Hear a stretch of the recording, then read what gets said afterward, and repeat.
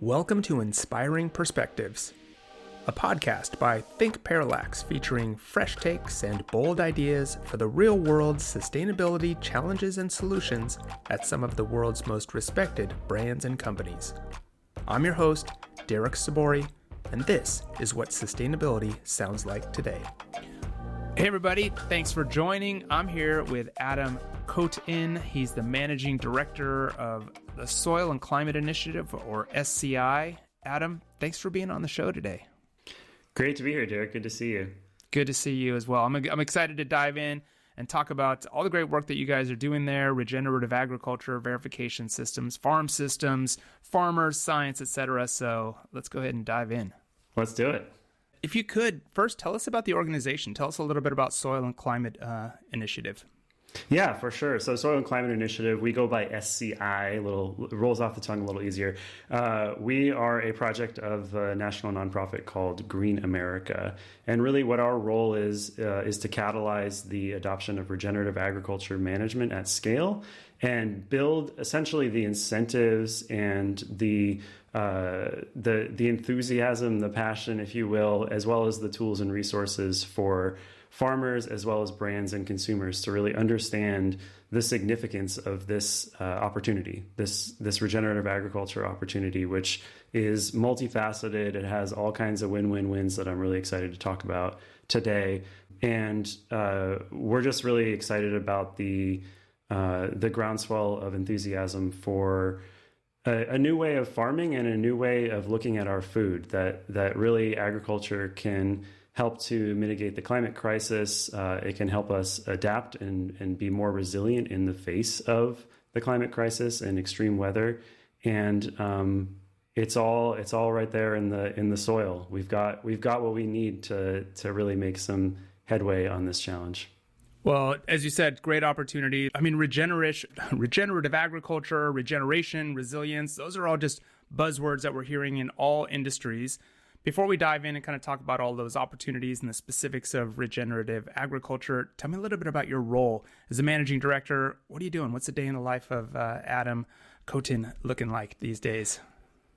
Great question. Well, it depends a bit, but we have a team of 6 or 7 people, depending on how you count our different hats that we wear, all around the country. And we engage both with farmers. We have about 65 farmers in our network, representing about 150,000 acres of land that they're managing towards regenerative outcomes. And we work with about a dozen and counting brands, food brands primarily. And really what we're doing is we're deep in the science. We're very science and data focused in terms of how we talk about regenerative agriculture, and I can get into that in a bit. We're really trying to serve as the connective tissue. We're really trying to help breed all of the different kinds of spontaneous and fated connections that are needed to really lift this work off the ground. And so in my role as managing director, honestly, I just get to wear like a dozen different hats and talking to folks in the C-suite of brands, talking directly with farmers, talking with our soil scientists and agronomists that we work with, really trying to ensure that there is smooth and honest and transparent communication as this work really lifts off. We're a remote team, which is an interesting thing in this day and age. So a lot of this work happens on Zoom and the kind of interface that we're having right now.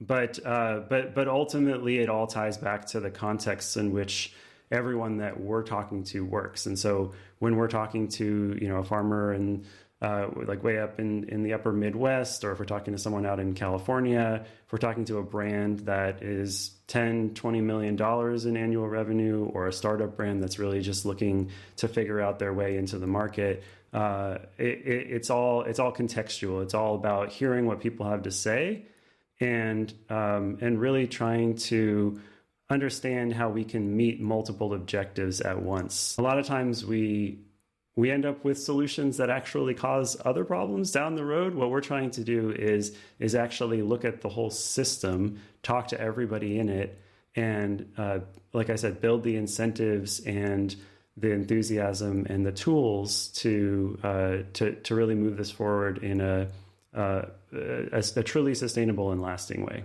All right, so we'll unpack that a bit and dive into that. Our topic for today is this idea of growing your way out of climate change, right? Why farmers hold the key to your sustainability strategy. Sounds like mainly, I would imagine you're working mostly with food companies, big food companies. There are opportunities for working, I guess, in any supply chain that starts with soil and agriculture. Is that fair to say? And tell me a little bit about why you're so passionate about this space, why you think farmers truly are the key to most companies' sustainability strategy.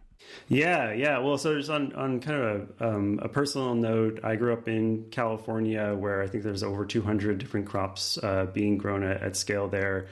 Just a tremendously diverse agricultural economy, and farmers from all different backgrounds working at all different scales with all different kinds of reasons why they're in agriculture. So I was exposed to that. I have some family in farming as well, as I got real deep into sustainability and environmental studies, I kind of had this realization at one point that was like, wow, like essentially what farmers are doing is taking natural systems and, trying to manage them in a way that can create abundance, that can serve human needs, but actually marshaling the elements in order to accomplish that, right? Like in order to be a good farmer, you've got to understand precipitation and rain and how water flows through your property. You've got to understand sunshine, obviously, right? Like you've got to be able to manage the weather essentially in ways that can produce profit for you and that can be a source of your livelihood. And then I started learning about things like, did you know, for example, that there are basically like 3 ways to get nitrogen out of the atmosphere into the soil so that it can serve as a source for life in the soil. One of them is lightning strikes. Didn't know that. One of them is the Haber-Bosch process, which is this process that involves essentially burning a ton of natural gas and transforming nitrogen in the atmosphere into a form that it can be taken up by plants. And then the third one, which is actually the most abundant on Earth, is essentially plants interacting with bacteria on their root systems and in the soil in order to transform this like super difficult to break apart N2 molecule into forms that are actually available to plants. And so as a farmer, you have this like incredible superpower of plants like legumes, clover and vetch and soybeans that you can deploy, and you can essentially do the same magic that like this highly evolved industrial system can do. And you can do the same magic as a lightning strike can do, except for you can do it right there just by planting seeds and fostering them and incorporating them into your rotation in an appropriate way. So I could go into all kinds of other geeky stuff, but like for anybody who hasn't even taken a little look into soil science and sort of an understanding of how water and air and all the nutrients that make up our bodies are mediated by the soil and everything that's down there beneath our feet, like go down the rabbit holes. Trust me, it's worth it. So is it fair to say that most supply chains start at the soil? I mean, it's as you're, I think, pointing out, it's kind of the root of all things, I guess no pun intended, but do people, how much work is there to do to get people to understand that and see that? And do the companies that you're working with, is there a lot of sort of education that has to happen and convincing, or do people see it and they just don't know where to start? I don't know. Give me some perspective there. I think it's evolving, honestly. I mean, I remember when I first started working in this space probably a dozen years or so ago, talking with brands or really anyone who was trying to put a product in front of the consumer. It was like, soil, don't you mean dirt? And talking about compost, for example, or, reusing food waste into a living medium for accelerating fertility and growth in agricultural systems, like too icky. I think that conversation has changed quite a lot actually since then. There's increasing evidence that consumers are interested in the concept of soil health even if they don't necessarily understand and they haven't gone down those geeky rabbit holes that I was recommending everyone listening to this goes down. There is an increasing understanding of soil as the seed of life, and really kind of like this exciting frontier. I mean, the truth is, like, there's so much that we don't yet understand about how microbes interact in the soil with other organisms, and how water and nutrients flow through the soil, that it is in a way, I mean, this is a little bit of an exaggeration, but in the same way that like the very deep sea is kind of like an unexplored frontier, and obviously the outer reaches of space are an unexplored frontier. I mean, there's still so much incredible research going in and things that we're learning all the time about soil. And so I think it is a conversation that has picked up interest, and that is kind of less sidelined than it used to be, less icky than it used to be. And I think it will continue to pick up in that way as well. Yeah, and the things you're mentioning, I mean, it has more of a science feel to it now. We're starting to understand. I mean, you hear the tidbits of in every teaspoon of soil, just how much life is in there, and it's its own world. Companies are talking about biodiversity impacts and nature-based solutions. So you're sort of at the peak of all of this, right? Yeah, absolutely. And what you're saying about the teaspoon of soil and like how many like millions or billions of organisms, that reminds me of like, remember when kombucha, everyone called it kombucha and they didn't really know what it was. And it was this like probiotics. Everyone was like, what the heck is probiotics? And now, you look like I have a carton of yogurt in my fridge that's like 1 billion lactobacillus organisms in every spoonful of this yogurt. And I'm just thinking like, wow, 15, 20 years ago, if you put that on your carton, what would people have said about it? I think we've all understood, and we can get to this later. There's also a connection to gut health and human health in this whole conversation that's really emerging recently. I think people understand and are increasingly interested in, where their food comes from, but also how that relates to the rest of life on Earth. Like fundamentally, if we're interested in solving the climate crisis, if we're interested in understanding the natural world and how we exist in it, and being conscious and sustainable consumers, which again, more and more people are, we have to geek out a little bit about some of this stuff and show a curiosity that I think previously wasn't really offered to us. And I guess the one other thing I should say is, to the point you just made, a lot of the momentum in this field of regenerative agriculture is actually currently being driven by brands themselves, companies that have set climate targets or nature targets, investors who are pushing them in that direction, and retailers. I think retailers just in the last year or so are really seeing the value of this kind of messaging and wanting it to be a part of the sustainability story and the kind of like next innovative thing in food that they are bringing forward to their customers. So let's talk about the nuts and bolts of it, if you will. If a company is interested in getting involved, whatever part of their supply chain they see you being able to help them in that connection to climate. We work with a lot of companies, obviously, that have, or talk to companies that have climate goals. They have biodiversity impacts. They're reporting on different disclosures and frameworks, and they're trying to unravel their supply chains and have good traceability all the way back to tier 4, all the way back to the farm. How do companies go about engaging you? What's that process look like? And what are they typically coming to you with? Sort of an open-ended, hey, we heard about you, or we have a specific problem. We know you can help, your verification program. Walk us through the specifics of how you work with companies. Yeah, well, it does depend. I mean, what we try to do as Soil and Climate Initiative is meet folks where they are, and that's on the company side as well as at the farm side. By the way, we also work with intermediaries along the supply chain. There's all kinds of folks from ingredient aggregators who are actually working with the farms to centralize ingredients, who are working at various stages of processing, who are manufacturing or co-manufacturing alongside a brand in most cases. So there's a whole diversity of folks, in depending on the crop, depending on the region, depending on 100 other factors, including obviously economic ones, who you talk to and how you talk to them is very, again, very contextual. That said, I'll paint a scenario. A food brand comes to us and they say, "Hey, we want to address our scope 3 emissions by digging into our ingredient supply chain.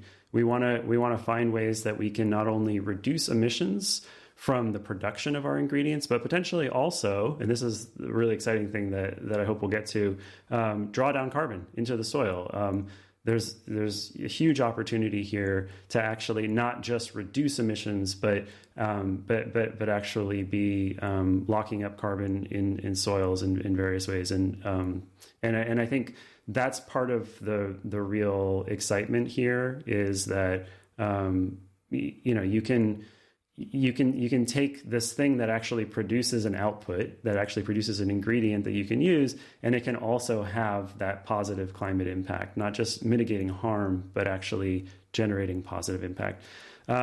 So if they come to us and their core goal is actually understanding better their scope 3 emissions, we can talk about the different data points that we collect in terms of the engagement with the supply chain, which includes like actual soil data. Like we're looking, for example, at soil organic carbon. And we're observing that as these practices are implemented, that the soil organic carbon is in many cases increasing. And the way that scope 3 accounting is set up, you can increasingly start to take advantage of that and start to actually count those benefits in your scope 3 inventory. So for folks who have set net zero targets or 2030 targets, this is a real opportunity. And the point that we always make is, and the reason why we exist, is that in order to engage those farmers, you have to be able to speak to them in the right ways. You have to be able to provide the right kinds of frameworks and incentives that allow for meaningful collaboration. So for example, we get contacted by a company. They say, "Hey, we want to start working in our supply chain." We say, "Okay, how well do you know your farmers? Are you on a first name basis, right? Do you have traceability all the way down to the farm level?" If that is the case, it makes it a little bit more straightforward, and we can actually go out and essentially invite their farmers into our program. And then from there, we provide a framework for how those farmers can start to address these principles of soil health and regenerative management. We provide data in the form of lab testing of their soil, as well as in-field testing that provides instant feedback to the farmers about how well their soils are responding to some of these practices and management principles. And that information can then be input into models. It can be, essentially extrapolated into the kinds of emission factors that you would normally be seeing as part of a product LCA or a greenhouse gas inventory. So a question then on that, what does success look like for companies and brands that engage with you and go through this process? Then, what do you find that they learned, or what do you encourage them to do? What are best practices? Yeah, I think like really the whole point here is that there is a humility in approaching this kind of work. There's a humility that has to happen if you're setting a 2030 or a 2050 target for your climate or your nature or your biodiversity efforts. You've got to be humble along the way and realistic and learn from what happens, right? I mean, this is hard stuff. I don't think anybody thinks that we can just kind of snap our fingers and get back to planetary boundaries right away. Like there's real hard blood, sweat, and tears that needs to go into this. And I like to talk about the approach that we take at the farm level as also applying at the company and supply chain level. What we do with farmers is we first go out and we say, "What's your objective? Why are you here? What is it that you're trying to achieve by investigating this concept of regenerative management and trying to shift from the status quo of how your land might have been managed?" And those objectives can be things like, I want to reduce how much money I'm spending on my nitrogen fertilizer every year. They could be, there's a section of my property that is just really low yielding. There's a bunch of pests and stuff there. I really want to figure out a way to bring it back to life, right? I want to restore my topsoil. I want to reduce erosion. Depending on the objective, you can then put together a plan, right? You can say, okay, well, given where I'm trying to get to, how do I get there? And, companies put together their climate roadmaps, farmers put together their farm plans or their field plans. And then you have to be able to monitor. You have to really take a close look at what are the right metrics for the circumstances you find yourself in and what you're trying to achieve. And again, I'll use the farm level analogy. Like if you're really interested in water, there are a multitude of different ways that you can look at water quantity, water quality, in-field tests you can do, lab tests you can do, calculations you can do. But you can also just go out there and stick your hand in the soil on the hottest day of the year and, see how far down you have to put your hand in order to feel any kind of humidity. I encourage companies too to not get stuck on the real hardcore metrics all the time, right? It's like, obviously it's important that you have CO2 equivalents calculated for your work that you're doing towards a climate target. But what are the other ways that you can understand your improvements on your climate impact, right? Like, what are some of the other conversations you should be having to really dig deep into, again, like the stories, but also like the real meaningful data points, qualitative and quantitative, that are relevant to the work that you're doing. And I think by having an expansive understanding of what it means to assess the situation and take stock of where you've been, you can really learn from that, right? You can adjust along the way and essentially iterate and improve upon the plan that you had initially made. I think, there's maybe this reticence to have a target 10, 15, 20, 30 years from now and then deviate from it. But like, that's part of continuous improvement, right? You have to be able to acknowledge where you fell short, and you have to be able to acknowledge where you blew your expectations out of the water, and then capitalize on what you learned, iterate, improve, change the goalposts if you need to, widen them, paint them a different color, it's like, what are you doing that's making real meaningful progress, and engage with that and tell that story. Yeah, that's great advice and good reminders. I've got another spontaneous question here for you, Adam. What are the biggest, as I hear you talking about this space, I'm constantly like, I've got all these images running through my mind. And what are the biggest misconceptions about this space and the work that you do in regeneration or regenerative agriculture with farmers, with supply chains? What are people getting wrong, or what do you hear that you just sort of chuckle at and be like, no, it's not like that anymore? Or that's a great question. I mean, honestly, like I think people imagine, well, first of all, they imagine organic farming this way. They imagine regenerative agriculture, any kind of biologically integrated agricultural systems. They imagine it as kind of like, oh, we're just letting farming go back to kind of like wild nature, or we're letting nature take over. That couldn't be further from the truth. I mean, organic farmers, regenerative farmers are fundamentally like mad scientists in the fields, exactly. Right? Like, there's so much science. You have to have an understanding of soil science, water science, chemistry, physics, just like the sky's the limit in terms of all the different ways that you have to understand your system in order to be able to manage to yields that will actually enable you to be a functioning farm, given the cost of farmland and the cost of input and the cost of labor and equipment and all that stuff. So I think it's really important for people to understand that, like, farmers are on the bleeding edge of technology. I mean, the applications of satellite remote sensing to agriculture are just incredible. The precision of some of the equipment that's being used is just really remarkable. And in order to really be able to support that kind of work, we have to continue to invest in the R&D that goes into that.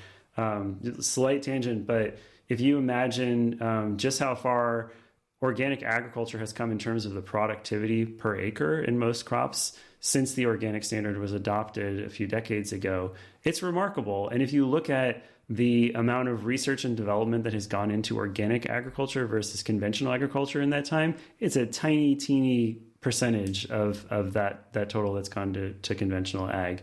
So it's like, how can we continue to push, knowing that agriculture, organic agriculture, regenerative agriculture, however you're looking at it, is still only expressing, potentially a fraction of its potential in terms of both yield and quality and nutritional outcomes, as well as environmental outcomes. Just because you're doing something that harnesses the power of nature and the superpowers of plants, it doesn't mean that you're sacrificing, modernity, and you're not taking a step back. If anything, I believe you're taking a step into the future. How, of the companies that you work with, how often do they have relationships with the farmers? What's the traceability, rate like with the companies that you're working with? It's a great question. It really depends. It really depends. And it depends highly on the crop. I mean, I think it's important to understand that for what we call annual commodity row crops, which is things like corn, wheat, and soybean, which are grown in rotation on, a very significant percentage of croplands, at least here in the United States. Oftentimes, the crop just goes to a bin down the road and it gets processed, and it's very difficult to trace all the way along the chain to the actual product. Mm-hmm. There are ways that accounting approaches that can allow you to take credit for work that you've done, for example, in your supply shed, so you don't necessarily have traceability all the way down to the farm level. Anyway, we could go deep into some of that stuff, but it really depends. Obviously, the sweet spot is when there is at least some level of relationship to a processor who can then connect us to the farmers, and that's really exciting, because being able to activate a processor who has tons of relationships they've cultivated over a long period of time with farmers, not just serving one brand, but serving dozens of brands, then that's really a huge unlock to be able to say, oh, wow, look at this, like essentially already built network of growers who are seeing incentives and are interested in addressing some of these management principles and practices. Well, and that's when we start tapping into scale, and that's a big problem kind of with any program that we're working on, is just being able to scale it up and make it accessible to companies of all sizes. I want to rewind a little bit too and just talk about regeneration in general. Break it down for us. When we're talking about regenerative agriculture, what are we exactly speaking about? What's the criteria for making something regenerative? Well, so if you think about sustainability is like, can we essentially sustain the resources that we have for longer and longer and longer, so that we're not essentially harm reduction, right? Like, can we not destroy what we have left? I think is sort of like maybe a slightly cynical, but probably fairly clear-eyed understanding of what sustainability means, at least at a basic terminology level. Yeah. And with the future in mind, right? Sorry to interrupt, but also with the future in mind, right? Yeah, exactly. But when we talk about regeneration, essentially what we're saying is, can we leave, in this case, the land better than when we found it? Can we acknowledge that probably there was some level of degradation that has occurred, right? And this is particularly true in terms of loss of topsoil, in terms of nutrient leaching, in terms of erosion, in terms of all kinds of different things in the agriculture sector. Can we acknowledge that, and can we identify ways that we can actually leave it better? And that's fundamentally, I think, what the whole concept of regeneration is about. In practice, it requires a holistic understanding of how we can continue to produce food to feed the planet,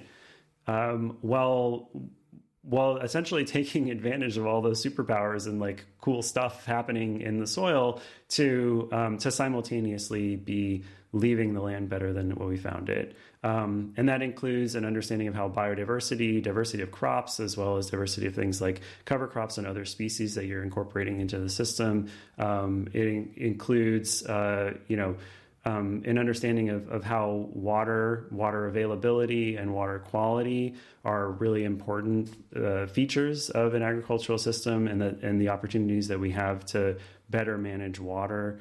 And I think also it includes an understanding of how regeneration, the concept of regeneration, applies to human relationships. Like farmers, especially farmers who are growing some of these really high volume crops that are typically grown in monoculture. It's difficult to remain economically viable as a farmer in this day and age. And to understand that there needs to be a shift in sort of how we look at land stewards and the role that they play and the shared responsibility that we all have, I think, to help them steward those lands in ways that are going to benefit all of us. That also, I think, is a part of regenerative agriculture. Yeah, and I think, there have been documentaries out these last few years. Kiss the Ground, the biggest, smallest farm. I forgot what that one is, but I know Biggest Little Farm, yeah. The Biggest Little Farm. But really, this idea of making farmers are heroes, right? They're the front line in climate action. They are, of course, fueling our whole world with food that we need, and all of it due, I guess, how companies, that's a far fetch, I guess, for big companies to be thinking about farmers. And I guess that takes me to you guys. What was the role that you were trying to play when the organization was formed? You've recently done a website change, but I think sort of what brought you into this space to say, hey, there's a need. We've got to help connect the farmers and I guess bridge this gap. What was that about?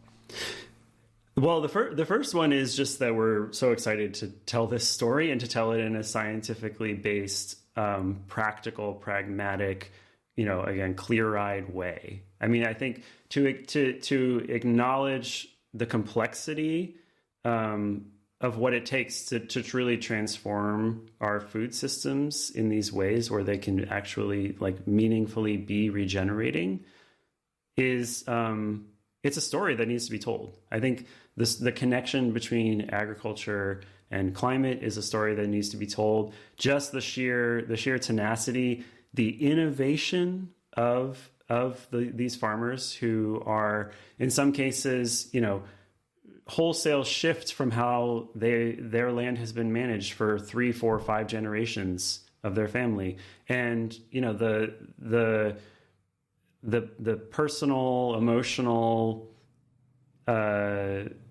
superpowers. I'm going to just keep using that term because you mentioned superheroes. It's just such a compelling story, and I think there's a value in that story. There's a value in ensuring that companies who are used to actually not necessarily looking down their supply chain and understanding what it takes to get those ingredients into their products, they can benefit from hearing those stories. And then frankly, I think there's a marketing and branding advantage too that can come from that. More and more we're seeing QR codes on the sides of boxes of eggs or whatever, where you can actually scan it and see a farm in a 360-degree view. That's just one example of how there are opportunities for sort of next generation storytelling here that can really activate consumers' imaginations and help bring them into this really exciting narrative. The other thing, quite frankly, is that like I mentioned, we exist within a nonprofit. Our nonprofit has been working for the last 40 years to do similar projects like this, building out supply chains, building out sort of the next frontiers of sustainability and environmental related action.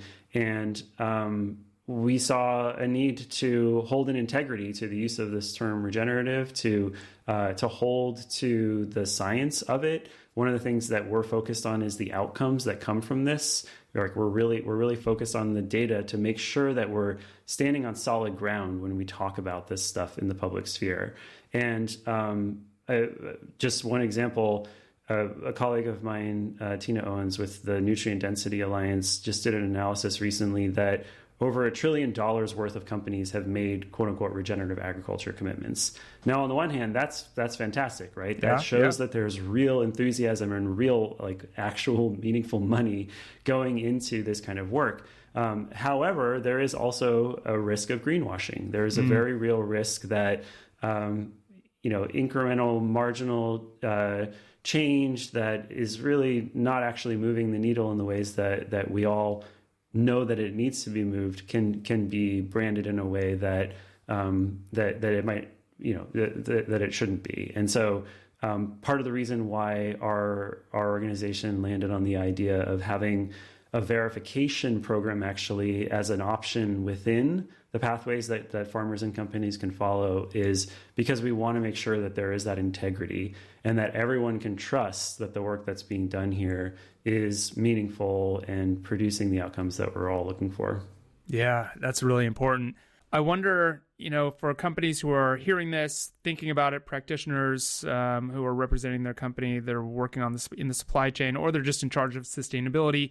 What do you want them to know about this program or about regenerative agriculture or about soil health?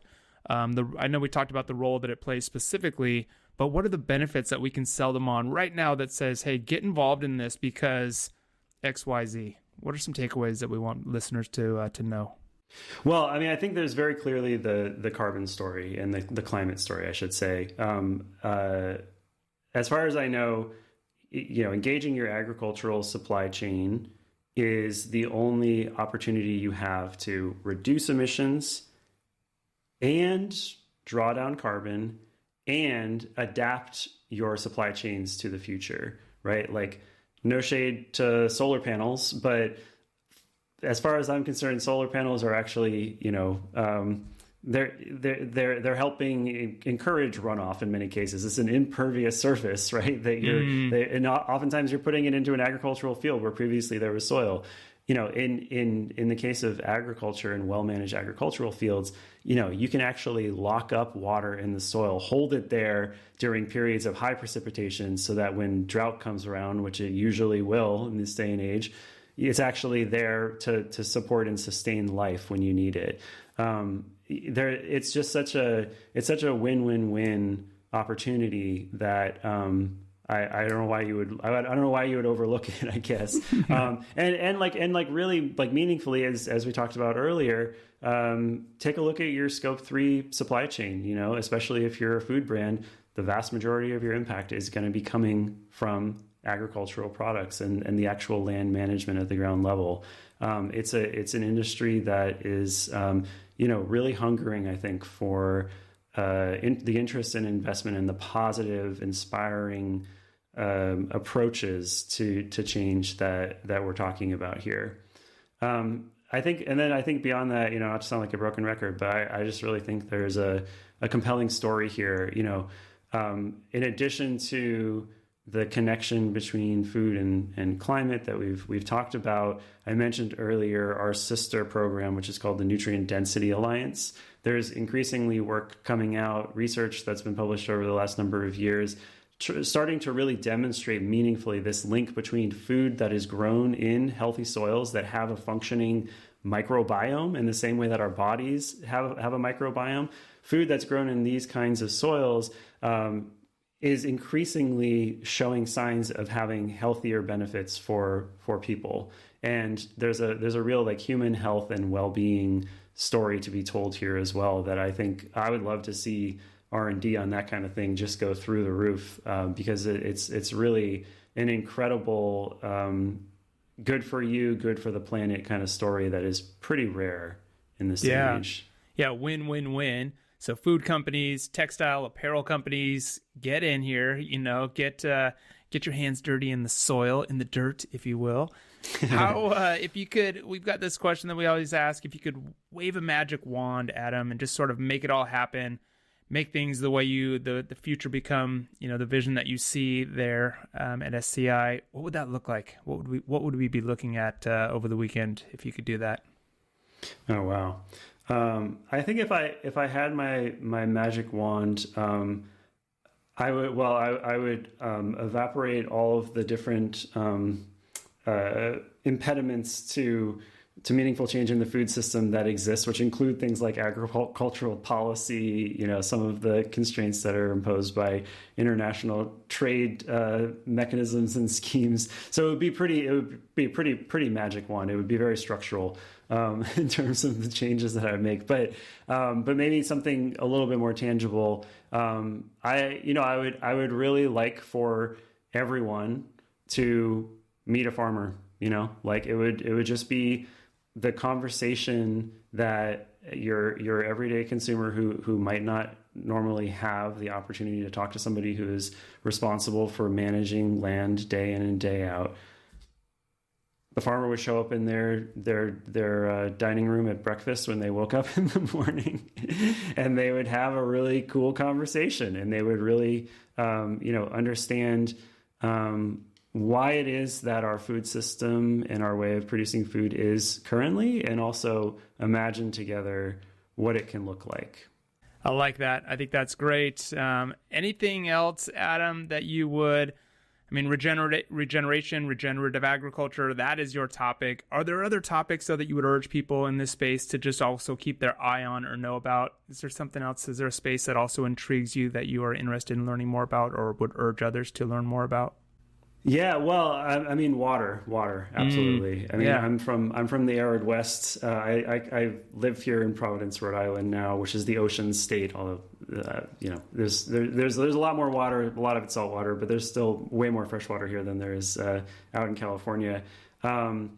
Water, I think, particularly in areas of high agricultural production, is an increasingly scarce resource. And I think that the metrics that we use in our understanding of how to really meaningfully get a hold of the challenges and stark realities that we're facing soon, there's a lot of work that sustainability professionals can be doing to help evaluate risk and therefore help to drive like real meaningful transformations in how industries are addressing the various water crises that we're already facing.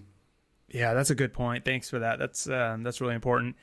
Anything else, Adam, you'd like to add? I'll put the links to the newly designed website, the SCI website that you gave us. We'll send people over there. Where else can people or listeners go to learn more about this topic or the work that you guys are doing? Or what else do you want to leave our listeners with? Well, check out some of those documentaries that Derek mentioned earlier. Like the Kiss the Ground folks just put out a new documentary. If you Google around, you can find all kinds of really exciting stuff. And it's beautiful imagery too, right? It's like, I don't know if anybody's ever driven through farmland before, but there's just so much to appreciate about the complexity, but also the elegance of how food is produced, particularly here in the United States.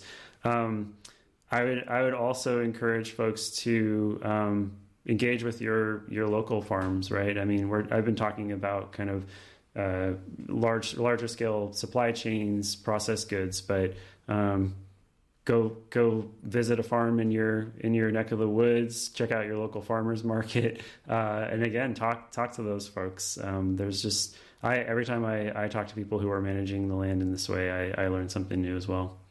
Yeah, that's great advice, especially, but you're right, because it does sort of seem so far off, especially if you're working in an office headquarters somewhere. You're like, oh, where our farms are, I mean, globally it could be anywhere, but it's right in your community. It's happening right in your backyard as well. So make that connection to help you make the connection to the bigger purpose. So Adam, thank you so much. Thanks for your time. Thanks for all the great work you guys are doing. I appreciate all the knowledge you dropped and all the insights you gave us. Looking forward to kind of watching the program grow over there. We keep throwing these puns out, or at least I do. So we're gonna keep going with them. But it's just full. The whole conversation about food and agriculture is just full of incredible puns. Well, thanks for your time. Another reason to get into it, by the way. Yeah, there we go. Exactly. There's probably some good T-shirts and hats to be made. Oh yeah, for sure. All righty. All right, Adam. We'll let you get back to it. Thanks again. Thanks for being on the show, and we'll talk to you later. Thanks, Eric. My pleasure. Hey, thanks for checking out our show today. This show was produced by the team at thinkPARALLAX, a sustainability and communications agency with 2 decades of experience working with companies at every stage of the sustainability journey. We are experts at assessing where a company is today, defining a North Star, and developing a roadmap to get there.